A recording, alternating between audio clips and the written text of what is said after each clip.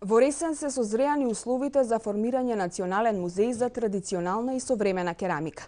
Со приемот во Меѓународната академија за керамика во УНЕСКО, интересот на светските керамичари за творење на ресенската керамичка колонија се зголемија, а со тоа се збогати и фондот на дела изложени во постојната керамичка поставка. Идејата има поддршка и од Министерството за култура. Сандре Темелковски.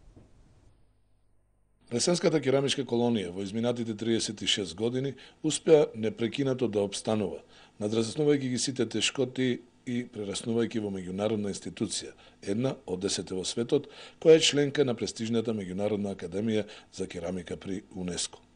Приемот е официализиран и регистриран под уставно име на Република Македонија во сите документи на академијата. Во изминатиот период во ателието на колонијата создавале повеќе од 200 керамичари од целиот свет кои оставија фонд од над 800 експонати. На тој начин е формирана вистинска уметничка ризница, од која околу 300 најкарактеристични дела се постојано изложени во галеријата на современа керамика во Сарајот во Ресен.